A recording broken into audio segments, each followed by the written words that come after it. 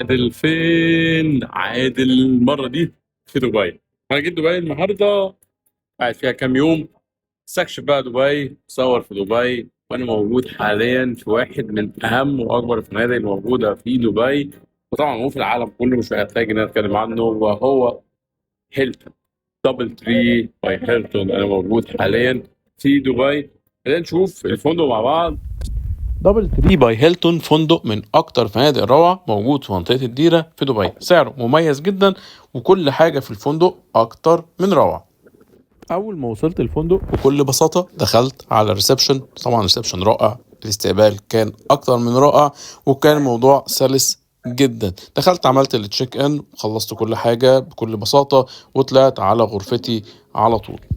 من اكتر المميزات الموجوده كمان في الفندق ان هو في ديسك تور، ممكن كمان تحجز من خلالهم تورز في دبي، وموضوع سلس جدا. طلعت على غرفتي على طول. طبعا الكوريدور كان طويل جدا وانا غرفتي كانت في اخر الكوريدور. الفندق نظيف جدا صراحة، وانا كانت من احلى التجارب اللي حصلت لي في دبي ان انا اخترت المكان الجميل ده، وكان اختيار موفق. اول ما دخلت الأوضة طبعا كل حاجة متاحة، الأوضة واسعة، الحمام نظيف جدا، وكمان السراير او السرير كمان كان مريح جدا جدا جدا صراحه.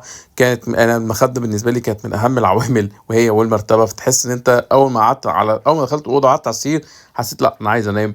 السرير كان مريح جدا. فاي حد مسافر دبي انصح ان هو ممكن يحجز في دبل تري باي هيلتون. كمان من مميزات الفندق ان هو قريب جدا من محطه المترو، فانت برضو مش محتاج ان انت تعاني في مشي كتير، او انك تاخد تاكسي او ايا كان. لا، المترو متوفر ونقدر نوصل بسهوله. الفطار في الفندق كان في فرايتيز كتير جدا. الفطار كان حلو، انبسطت من الفطار. يعني اعتقد هو كان ممكن يكون في احسن، خصوصا ان هو احنا بنتكلم عن هيلتون، فممكن يكون في فرايتيز اكتر بكتير، هيبقى الموضوع احلى. فكانت تجربه مميزه، حبيت ان اشاركها معاكم. لو حابب يسافر دبي ويقعد في دبل تري باي هيلتون، ممكن تحجزوا معاهم.